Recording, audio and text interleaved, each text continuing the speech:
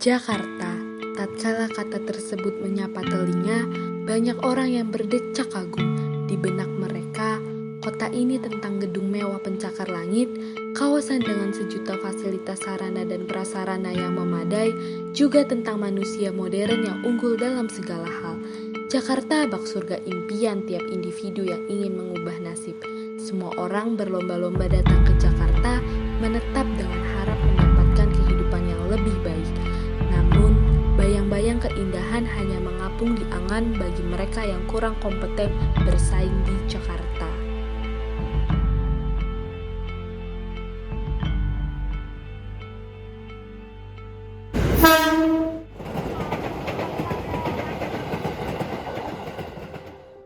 Menyusuri pinggir kota akan disuguhkan realitas yang mencubit hati. Salah satu yang sulit dihindari adalah kemiskinan di bantaran rel kereta api. BPS mencatat jumlah penduduk miskin di ibu kota terus meningkat. Sisi gelap ibu kota itu nyata.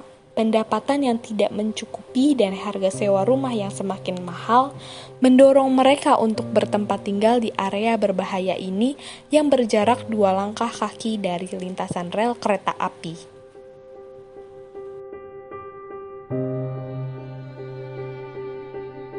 Udah nggak lagi yang dari dulu memang di sini dagang es, kerupuk, iki.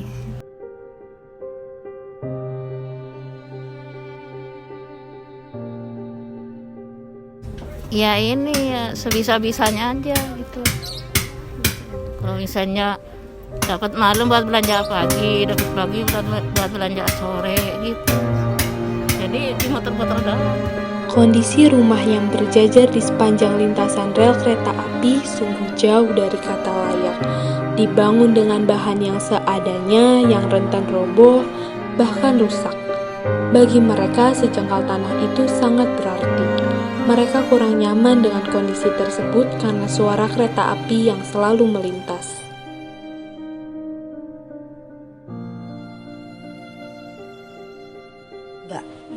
Bukan. Cuma kalau ada waktunya harus berpindah punya PJKA ya kita harus geser. Terus kita mau tinggal di mana lagi kan gitu umpamanya kan gitu. Jadi bingung lagi. Kalau cerita kontrakan itu mahal gitu kan. Sebenarnya sih enggak. Cuma kadang-kadang anak-anak ini karena nggak ada lapangan buat bermain, jadi kadang-kadang mainnya di rel. Cuma yang ngeri juga.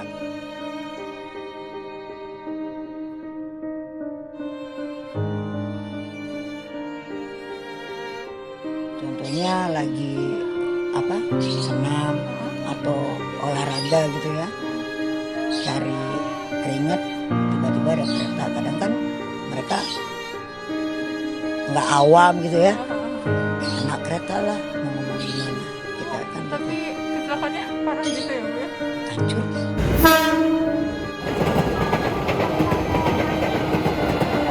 Upaya pemerintah dalam penertiban rumah-rumah tertuang dalam Peraturan Daerah tentang Penertiban Umum dan Undang-Undang Kereta Api Indonesia berisi larangan membangun gedung dan bangunan lainnya atau menempatkan sesuatu di jalur rel kereta api karena akan mengganggu pandangan bebas dan membahayakan.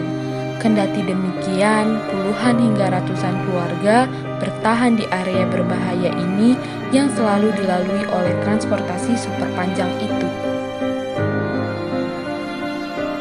Sebenarnya banyak mabok, judi. Sebenarnya sih kita juga terganggu Kak. Cuma mau gimana, kondisi wilayahnya memang begini kan, jadi bingung. Oh iya, di sini ada, yaitu RT, RW. Mereka nih boleh tinggal di sini, tapi jangan karena tinggal di wilayah warga, ibu rumah tangga, jadi tolong kondisikan tempatnya, kamu harus berlaku baik. Tapi kadang-kadang kan namanya manusia, kembali lagi ya Kak, akhirnya ya disuruh pindah sama RT sama RW setempat. Kalau ini enggak, karena kan ada tuh setiap per RT dipungutin per bulan untuk buang sampah. Jadi nggak buang sembarangan di rel atau di mana enggak.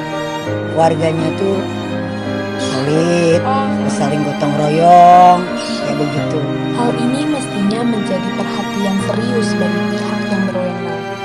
agar tata kota lebih tersusun dan melakukan bantuan sosial, akses pelayanan, serta penyuluhan sosial.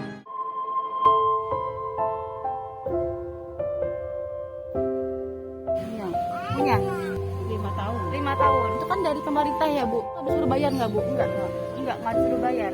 Kalau bantuan sosial itu pernah dikasih nggak, Bu? Oh, ini dari Jokowi yang 2.500.000, Oh, yang 600, yang 300.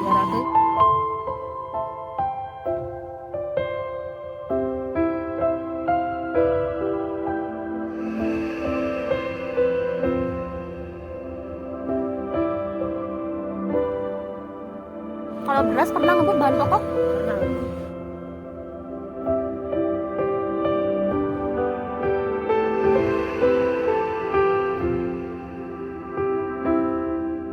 Nggak setuju orang mau waktunya suruh pergi, udah ramai. Sebenarnya biar peringatan.